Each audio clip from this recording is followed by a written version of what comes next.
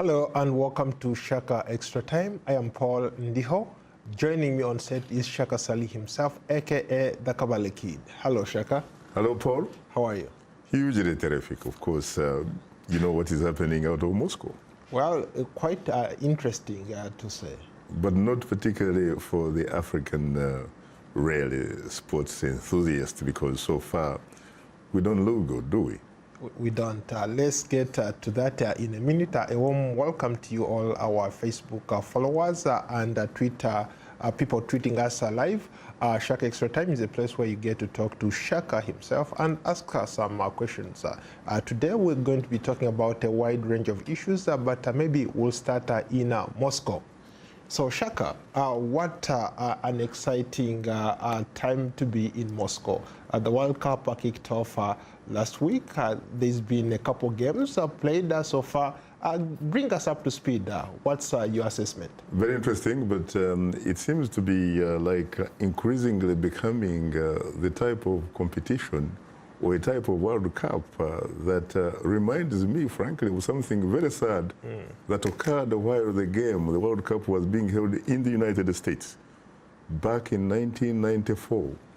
I remember when Colombia was playing against the United States of America, and a man called Escobar, he had very, very romantic and very interesting, really, hair. You know, some kind of afro. Was he named after Pablo Escobar? Who knows? They probably could be related. Who knows? But what happened was he committed, at least according to Colombians, frankly, treason in terms of football. He actually scored against his own team, and they couldn't believe someone they call a gringo scoring and beating them in football. And of course, what happens months later or something, you know, something beyond months later, Escobar goes back home, and what happens? He's actually shot and killed because of having committed football treason. And I'm seeing, for example, that lately, really, you have two African teams so far. You have Nigeria. It scored, essentially, own goal. It was defeated. You also have Tunisia. It also did the same thing. And just before we came to the studio, by the way, I saw some consolation. At least a team from Europe, Poland, scoring against Serif and giving an edge to Senegal. So who knows? Well, it looks like right now Senegal is our only hope because Tunisia didn't do very well. Egypt, Morocco, Nigeria. So it looks like right now if Senegal can score maybe one extra goal, it could be our only hope for this World Cup as Africans. But hold your champagne, really, because you cannot celebrate until the fat lady sings. You have to wait, frankly, for the final whistle before you begin, you know, being, you know, somewhat enthusiastic and what have you. But who knows? They could actually do it. But you see, technically speaking, if you have to stay in the competition, you have to win. At least you have to be seen like you want to win. Well, for some of these teams, they just show up, but they haven't actually played to the satisfaction of their fans back home. Well, even the other teams that have lost so far, they still have a chance because you know, the league type of the first round, you don't have to worry so much because you have to play against 3 different teams. And it is the 2 best that come out of a group that move into the knockout process. Because the next round, you must win. If you lose, you're out. Shaka, there is an interesting comment coming in from Robert. He's saying, why are African teams losing at the World Cup? I think they're losing because obviously they're not very well organized, they're not very well trained. They are not really playing in the major leagues, so to speak, even though African individuals are very reasonably well represented in the world football leagues. And you can find a lot of West Africans, North Africans, and what have you, playing in major leagues in Europe and all that kind of stuff. But let's face it, at the end of the day, it's not just a game of individuals. You need a team. Even the great Brazilian teams and what have you The only time they actually think that they have probably played as a team, in fact, was probably back in 1970 in Mexico City, where they beat Italy 4-1 and clinched the third World Cup trophy. And in fact, they took it home for good. This was a time, my friend, when the last goal was scored by the captain, Carlos Alberto.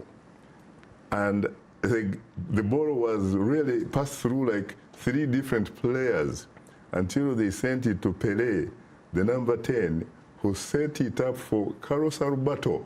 He just came from nowhere and hit the team, my friend, and you could just see nothing but net.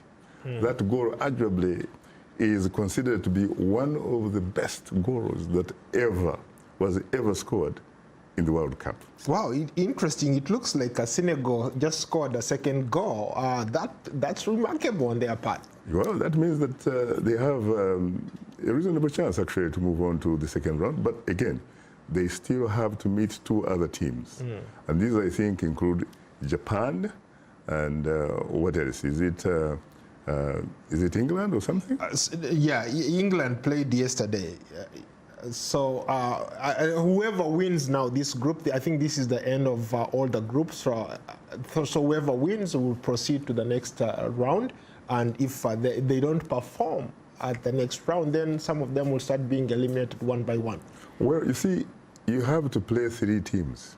Right. And out of those 3 teams, you have to get 2 teams which will move to the next round.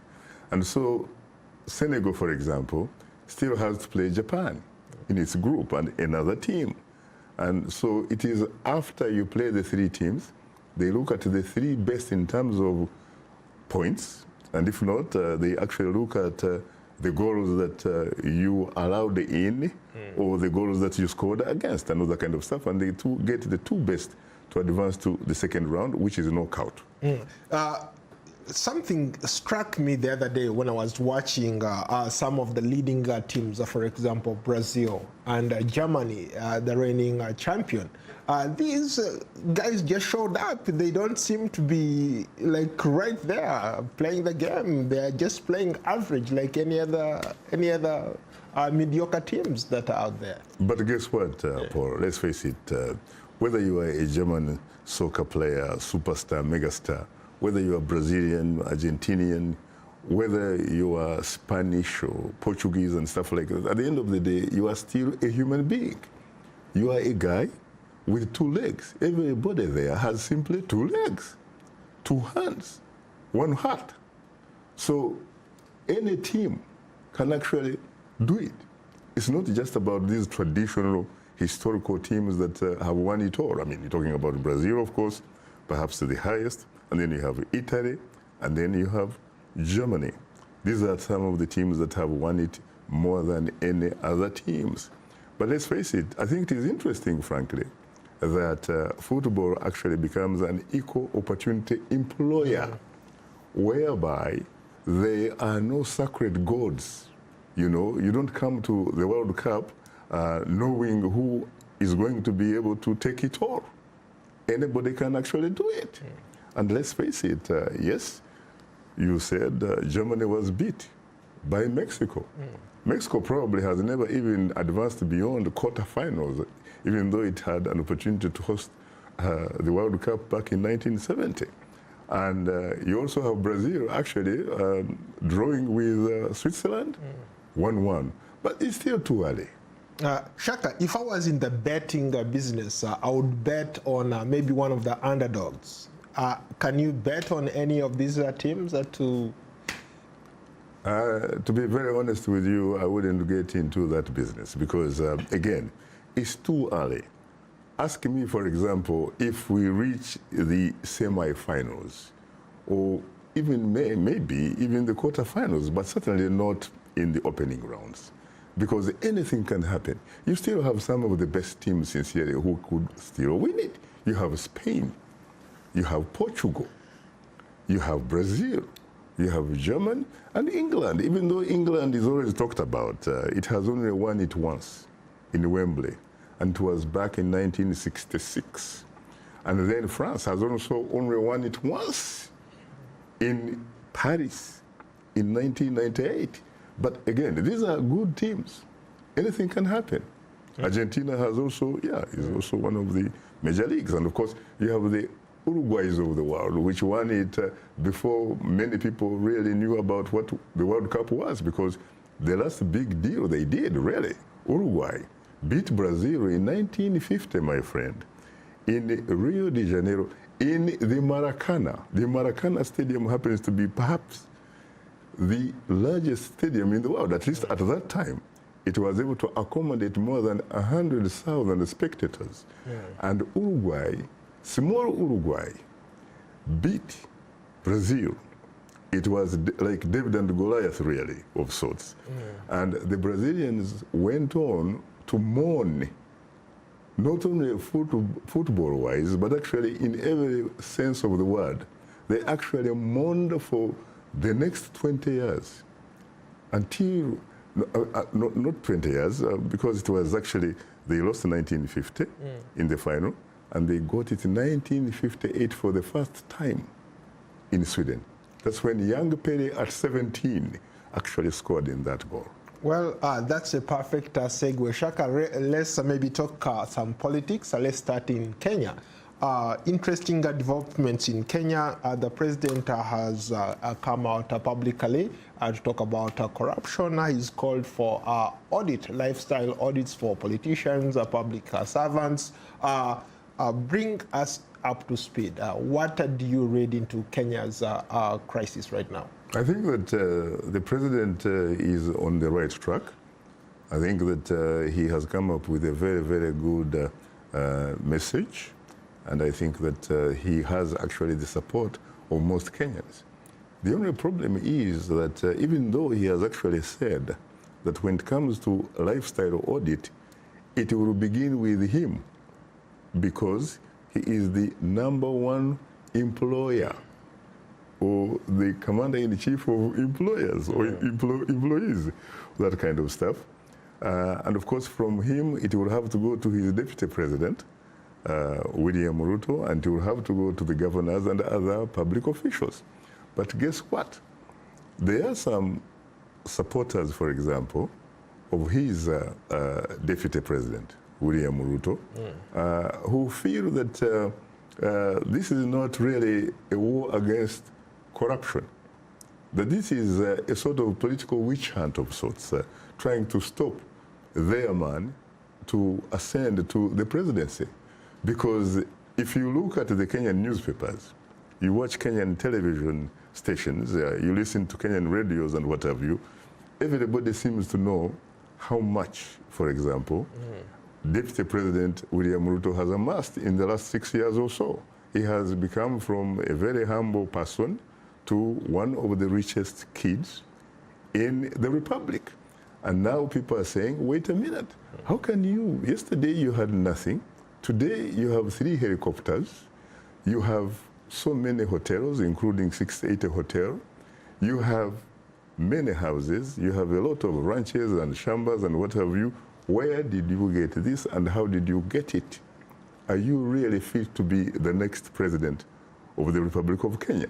So his supporters are saying it is a good thing that the president is saying and offering to be, in fact, the first person to be audited. But they are even going further. They are saying, why not begin with the founding president, Jomo Kenyatta, who happens to be father to the incumbent president, Uhuru Kenyatta. And when you hear about Jomo Kenyatta, he spent about 9 years in prison. He didn't seem to have much, really, when he was there. But when he came back and became Kenya's first prime minister in 1963, and then later became president, he seemed to have accumulated a lot. He seemed, in fact, to have almost become the indigenous Kenyan Lord Daramea. Daramea was an English settler colonialist who was incredibly rich and what have you, and he had some peers who were also rich. But now we are told that, in fact, Kenya belongs to some very few families. And one of the key families is the Kenyatta family. And so the supporters of Kenyatta are also, shooting back and saying, wait a minute, how can you talk about Jomo Kenyatta? This man is long dead. You should in fact be sympathetic and empathetic and talk about how his soul should rest in eternal peace. What if in fact Kenyatta was corrupt? Then what do you do? They are asking. Do you punish him? He's not there. Of course, someone could say, you obviously make sure that that property belongs to the Kenyan people. And so they're saying, but again, let's face it. Let's think that Kenyatta was also, again, corrupt at that time. Does that give, for example, a William Ruto a right to be corrupt? Absolutely not. But then again, this is politics really at its best, because is it in fact a fight against corruption? Or is it in fact a sort of political, witch hunt, as somebody is saying? In which case, you're looking at some kind of selective and targeted process. Because even the people who are carrying out investigations, some observers are saying they are not clean either. So how far can they in fact go? So it's quite a very interesting case really to look at. Yeah, in fact, there is a comment here from Moses in Nairobi. He says that he says that the mere fact that President Uhuru Kenyatta is willing to speak about this publicly, it should not stop there. In fact, he's quoting Kalonzo Musyoka, the former vice president and one of the NASA principals, as saying that the parliament should enact a law that goes beyond what the president is saying, so that these people who are culprits, people who have been found guilty of having engaged maybe in corruption or whatever, should be taken through the court process. How would you respond to that kind of? That is very interesting, but one thing that you should also be aware of, Paul, is that the people who happen to be in the parliament, in the Senate and what have you, it's quite possible that a great number of them probably didn't quite acquire what they have legally. It's quite possible that they may not be very enthusiastic, frankly, about bringing up that kind of bill and passing it into law, a law that, of course, would be ascended to by the president.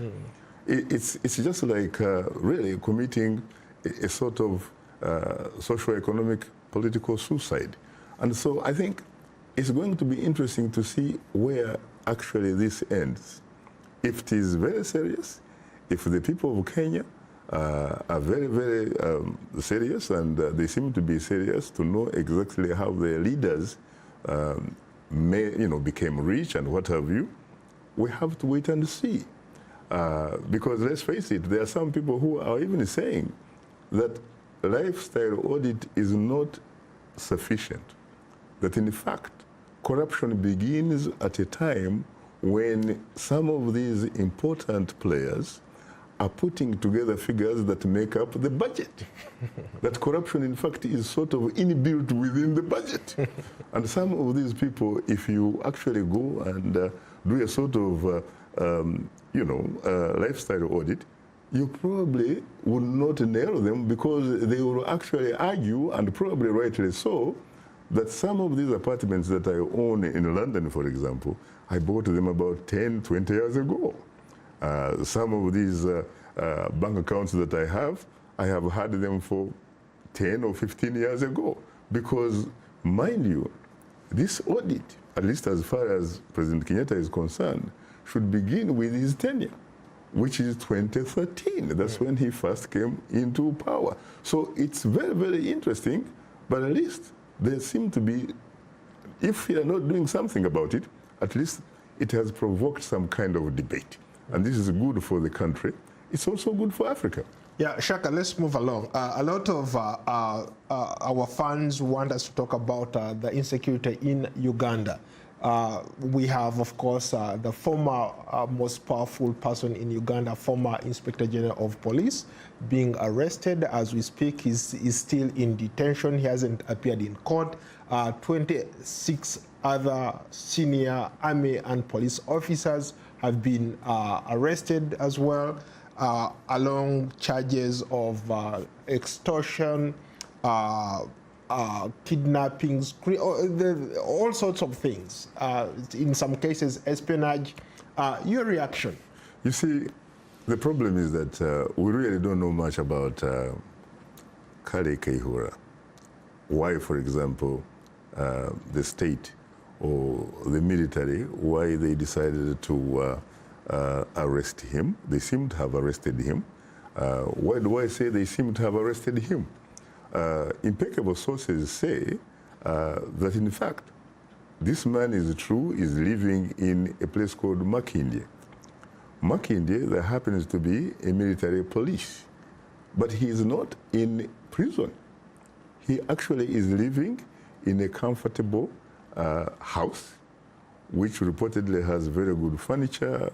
He has even unfettered access to DSTV. He can actually watch you. He might, in fact, be watching us. But that sounds like a discrimination. Other people are locked up and thrown in jails. This guy is being treated like a hero of some sort. Well, you know, ideally, when you think about the way things should be done, really, if you are a senior military officer, you should actually be treated with respect. Because, mind you, he still remains a suspect. He is not guilty. But when he was in charge of the police, he didn't treat people as suspects. He treated them as criminals, especially when he was dealing with opposition leaders. The way they would beat up opposition leaders under his leadership, that was criminal. I think this guy deserves to be where he is. Unfortunately, you're right, but what he was doing was not a good thing.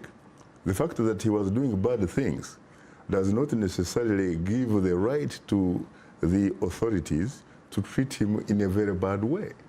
Because let's face it, he happened to be the man, in fact, that even went to Parliament and was in support of an idea that emanated from his boss, the appointing authority, President Yoweri Museveni, who said that courts or police should not, in fact, grant bail or police bond to suspects who may have killed or alleged to have killed others and all that kind of stuff.